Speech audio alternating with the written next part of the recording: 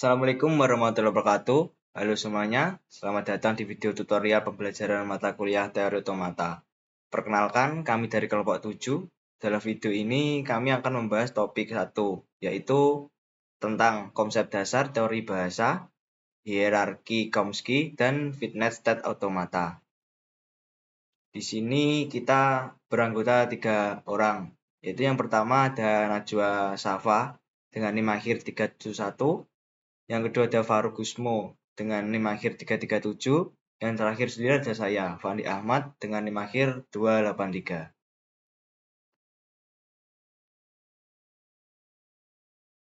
Masuk ke konsep dasar teori bahasa. Untuk yang pertama-tama, kita perlu bertanya, mengapa belajar teori bahasa formal? Bayangkan, saat Anda menulis kode program di Python, bagaimana komputer bisa tahu bahwa kode yang harus ditulis benar atau salah? Jawabannya ada di sini, di teori bahasa formal dan otomata. Ini adalah fondasi dari semua compiler, interpreter, dan bahasa pemrograman. Teori ini juga digunakan dicari teks menggunakan reged, keamanan jaringan, bahkan kecerdasan buatan. Jadi ini bukan teori yang jauh dari kehidupan kita, ini sangat relevan. Sekarang di sini ada dasar bahasa formal, ada 6 konsep yang perlu kalian pahami. Untuk yang pertama di sini ada simbol. Simbol adalah unit terkecil dalam bahasa formal, tidak bisa dibagi lagi. Contohnya huruf A, B atau angka 0 dan 1. Sederhananya, simbol ini huruf dalam alfabet yang kita kenal sehari-hari.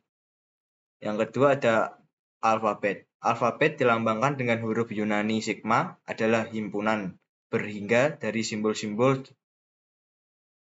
Contohnya seperti ini. Yang ketiga ada string. String atau kata adalah deretan simbol dari alfabet. Kalau di alfabet kita sigma sama dengan A, B, maka AB atau AAB. Semuanya adalah string yang valid. Panjang string ditulis sebagai W, jadi AB sama dengan 2 dan AAB sama dengan 3, seperti yang di PPT. Selanjutnya ada string kosong. String kosong dilambangkan epsilon, adalah string yang tidak memiliki simbol apapun. Panjangnya 0, ini penting karena banyak teori yang melibatkan string kosong. Yang selanjutnya ada sigma star, adalah himpunan semua kemungkinan string yang bisa dibentuk dari alfabet, termasuk string kosong epsilon. Kalau sigma AB, maka sigma bintang sama dengan epsilon A, B, AA, AB, BA, BB, AAA, dan seterusnya sampai tak terhingga. Sigma plus sama seperti sigma bintang, tapi tidak termasuk string kosong. Jadi sigma plus sama dengan sigma bintang dikurangi epsilon. Untuk yang terakhir yaitu bahasa L. Bahasa adalah himpunan string yang dipilih dari sigma bintang. Bahasa bisa berhingga maupun tak terhingga. Contohnya seperti yang di PPT adalah bahasa yang tak terhingga, artinya semua string yang terdiri dari 1 atau lebih A diikuti 1 B. Selanjutnya kita masuk ke hierarki Chomsky. Noam Chomsky, seorang ahli linguistik Amerika, pada tahun 1956 berhasil mengklarifikasikan bahasa formal menjadi 4 tingkatan berdasarkan kompleksitas, aturan produksi, dan jenis mesin yang dibutuhkan untuk mengenalinya. Klarifikasi ini sangat fundamental dalam ilmu komputer karena menentukan seberapa kuat suatu mesin komputasi yang dibutuhkan untuk memproses suatu bahasa. Mari kita lihat keempat tipe bahasa ini yang paling umum ke yang paling khusus. Untuk yang pertama ada tipe 0. Tipe 0 atau unrestricted grammar adalah tingkatan paling bebas. Tidak ada batasan untuk aturan produksi. Mesin yang dibutuhkan adalah mesin Turing, mesin paling kuat dalam teori komputasi. Hampir semua masalah komputasi bisa diekspresikan di sini, namun tidak semuanya bisa diselesaikan. Yang selanjutnya ada tipe 1, yaitu context sensitive grammar atau CSG. Itu adalah aturan produksinya berbentuk AAB atau AVB. Artinya, simbol non-terminal A hanya bisa diganti jika berada dalam konteks tertentu. Mesinnya adalah linear boarded automata. Bahasa alami manusia seperti bahasa Indonesia secara teoritis termasuk di sini. Yang selanjutnya ada tipe 2 yaitu context free grammar. Itu adalah aturan berbentuk A, artinya simbol non-terminal bisa diganti tanpa memperhatikan konteks sekitarnya. Mesinnya adalah pushdown automata yang menggunakan stack bahasa pemrograman seperti Python, Java, dan C++, menggunakan CFG untuk parsing sintaks programnya. Yang terakhir ada regular grammar atau yang ketipe 3. Ini adalah tingkatan paling terbatas dan paling sederhana. Aturannya hanya boleh berbentuk A ke AB, linear atau A ke A kecil. Mesinnya adalah fitness state atau automata atau FSI. Ini digunakan di regek, layer, dan pattern matching. Dan ini fokus utama kita di hari ini. Untuk catatannya, setiap tipe merupakan himpunan bagian dari tipe di atasnya. Tipe 3 ke tipe 2 ke tipe 1 ke tipe 0. Semakin ke dalam hierarki semakin terbatas kemampuannya, tapi semakin mudah diimplementasikan di komputer nyata. Oke, cukup itu yang bisa saya bawakan. Untuk materi selanjutnya akan dijelaskan teman saya. Nah, masuk ke finite stage automata. Jadi apa itu FSA? Sebelum masuk ke materi sebelum saya menjelaskan materi tersebut, izinkan saya untuk memperkenalkan diri terlebih dahulu. Nama saya Najita Safira dengan NIM 2505120431. Nah, sebelum masuk ke definisi formal, mari kita bayangkan sesuatu yang sudah kita kenali sebelumnya gitu. Nah, kita mengambil contoh semisal mesin ATM. Nah, jadi saat kita menggunakan mesin ATM, mesin selalu berada dalam satu kondisi tertentu. Nah, pada awalnya layar akan menunjukkan ini, masukkan kartu. Dan masukkan kartu merupakan stage awal. Dan jika kita sudah memasukkan kartu ke mesin ATM, maka ATM akan memperlihatkan layar input PIN. Dan jika PIN ini benar, maka PIN tersebut maka dari layar tersebut akan menunjukkan pilih transaksi. Dan semisal PIN itu salah, maka stage akan pindah ke error gitu. Nah, itulah inti dari FSA, mesin yang selalu berada dalam satu stage dan berpindah stage berdasarkan input yang diterima. Setiap aksi yang kita lakukan adalah sebuah transisi gitu. Dan untuk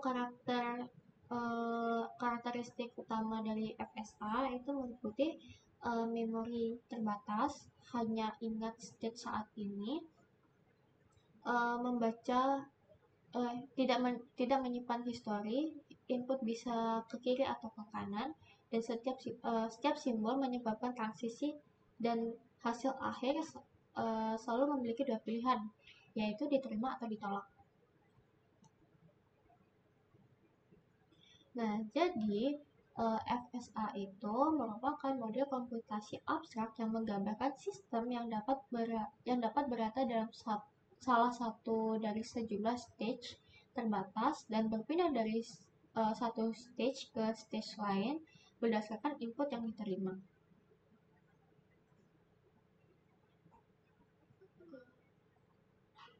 Dan secara formal, FSA mendefinisikan dengan 5 tuple atau 5 elemen yang terdiri dari yang pertama uh,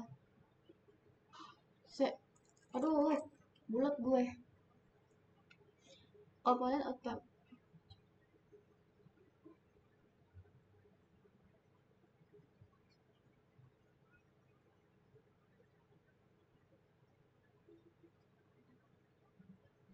FSA didefinisikan sebagai 5 tuple yang berarti 5 komponen. Jadi di sini kita tulis M, Q, sigma, beta, Q0, lalu F. Nah, yang dimana Q adalah himpunan stage. Nah, himpunan stage itu semua stage atau kondisi yang mungkin ada di mesin kita. Contoh, Q0, Q1, Q2.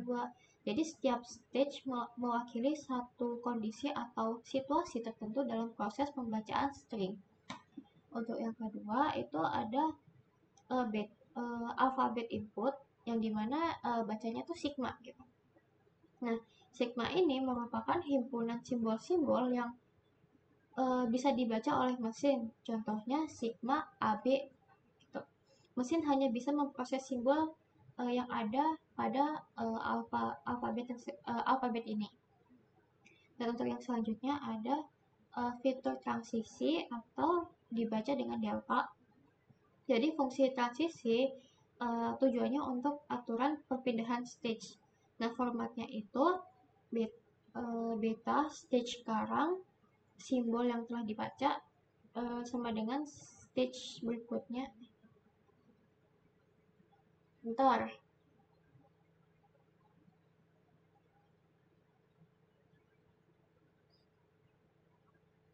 Oke, kita ulang secara form. FSA didefinisikan sebagai 5 tuple yang berarti terdiri dari 5 komponen. Kita tulis sebagai ini. M sama dengan Q, sigma, beta, Q0, dan F. Dan dimana Q adalah himpunan stage. Himpunan stage ini merupakan suatu kondisi yang mungkin ada di mesin kita. Contohnya adalah Q0, Q1, Q2. Jadi setiap stage mewakili satu kondisi atau situasi tertentu dalam proses pembacaan string. Nah, untuk yang kedua, dia ada sigma, yaitu alfabet input. Nah, alfabet input ini merupakan himpunan simbol-simbol yang bisa dibaca oleh mesin. Jadi, mesin hanya bisa memproses simbol yang ada dalam alfabet ini. Dan untuk yang ketiga ada delta. Ada delta yang dimana di FSA itu namanya tuh fungsi transisi. Nah, jadi fungsi transisi itu aturan perpindahan stage. Jadi ibaratnya tuh menjadi otaknya di mesin FSA. Dan untuk Q0 dia pada FSA itu dia adalah stage awal gitu.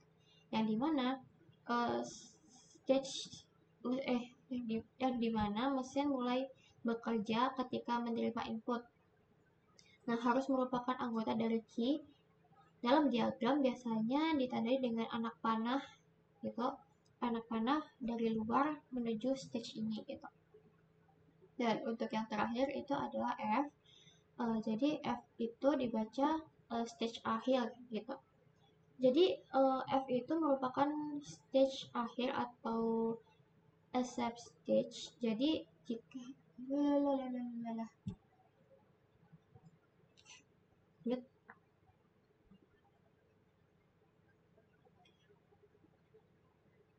ulang, sorry.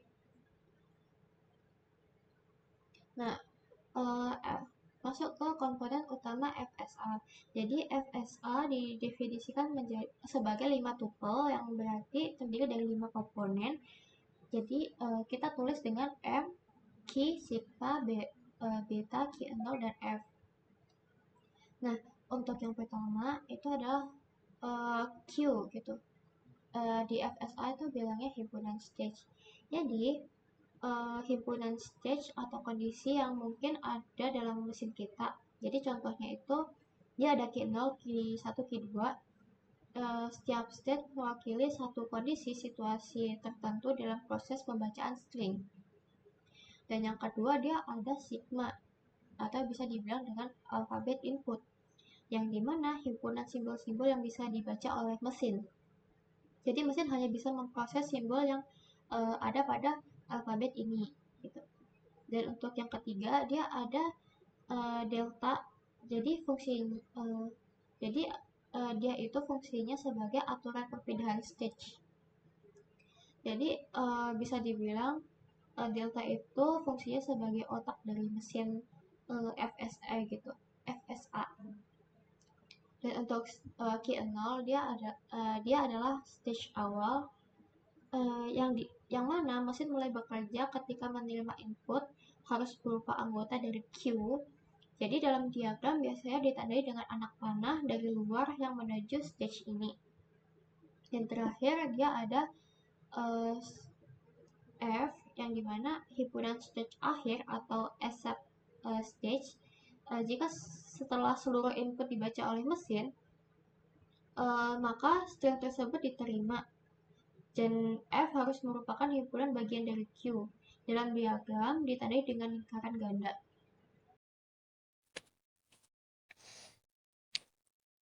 Halo, saya Faruk Gusma Abdillah dengan NIM akhir 337.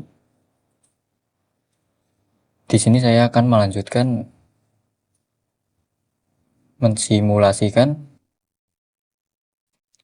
pengujian string.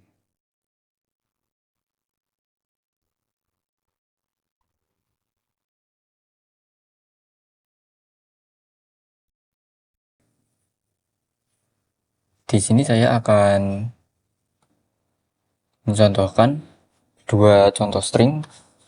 Yang pertama string AB dan yang kedua itu string BA. Langkah pertama itu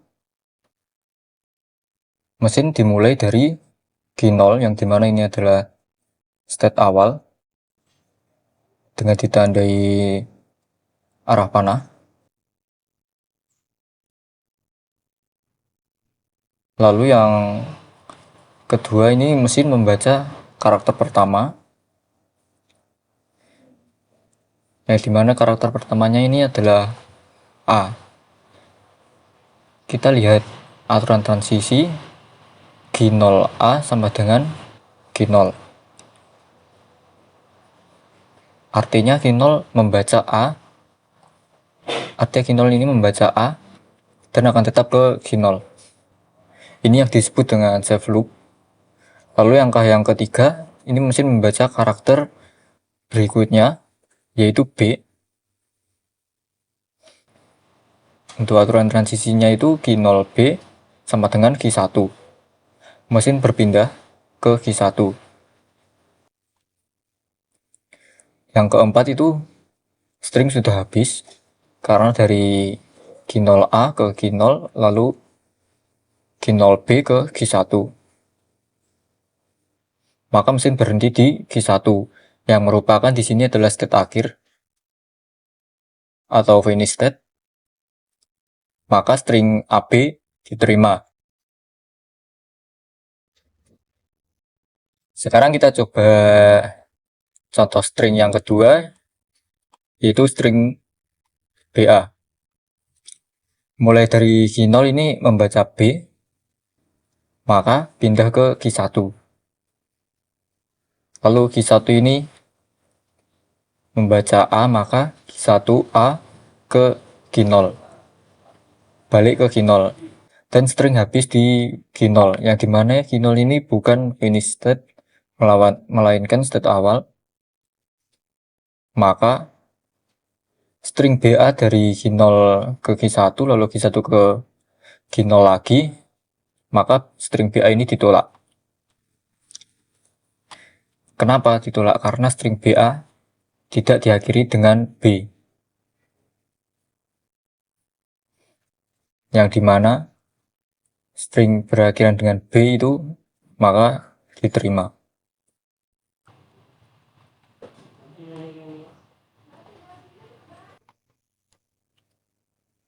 Lalu di sini saya akan menjelaskan tentang hubungan FSA dengan regular grammar.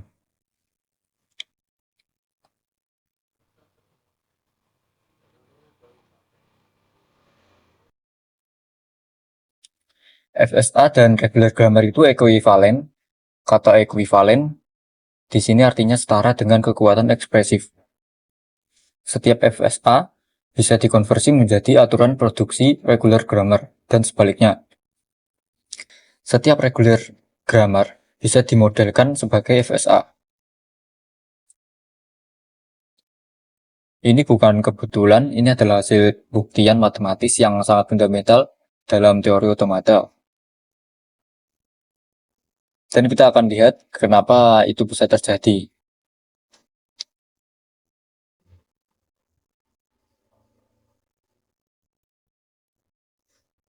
Aturan konversinya sangat sederhana dan elegan, cukup ikuti dua langkah ini. Langkah pertama, setiap fungsi transisi QI A sama dengan QJ, artinya dari state QI membaca simbol A pindah ke QJ. Diubah menjadi aturan produksi QI ke A QJ. State sumber menjadi variabel di kiri. Simbol input menjadi terminal dan state tujuan menjadi variabel di kanan. Langkah kedua, jika state tujuan QJ adalah finish state atau what's state atau state akhir, maka tambahkan satu aturan lagi, QI ke A tanpa variabel di kanan. Ini mempresentasikan bahwa mesin bisa berhenti di sini dan menerima string. Hanya dua aturan itu saja sederhananya. Lalu untuk contoh konkretnya di sini kita terapkan pada FSA yang sudah kita bahas tadi. FSA kita punya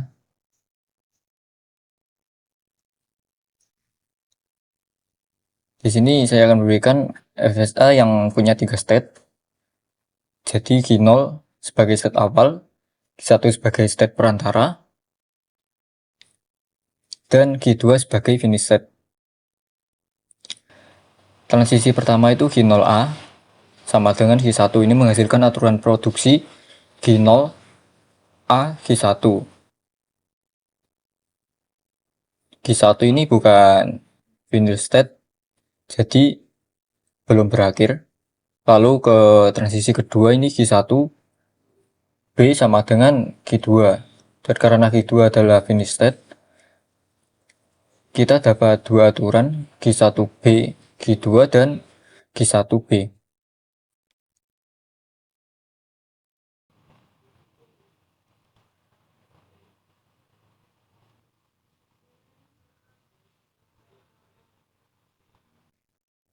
Lanjut, kesimpulannya. Jadi dari konversi tadi, kita bisa lihat dengan jelas setiap transisi di FSA memiliki padanannya yang persis di regular grammar. Tidak ada yang hilang, tidak ada yang berubah maknanya. Ini membuktikan bahwa tipe 3 dalam hierarki Chomsky yang disebut regular grammar dan FSA adalah dua sisi dari koin yang sama.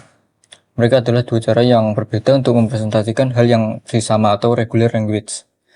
Regular language adalah kelas bahasa paling sederhana dalam hierarki Chomsky dan dia bisa dideskripsikan dengan FSA, dengan regular grammar maupun dengan ekspresi reguler yang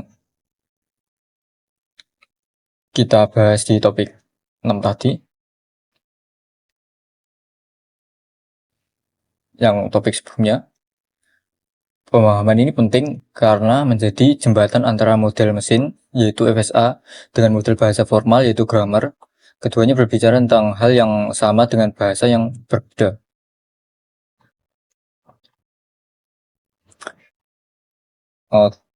Demikianlah pembahasan kita tentang topik 1, konsep dasar teori bahasa, hierarki Chomsky, dan pengantar finite state automata.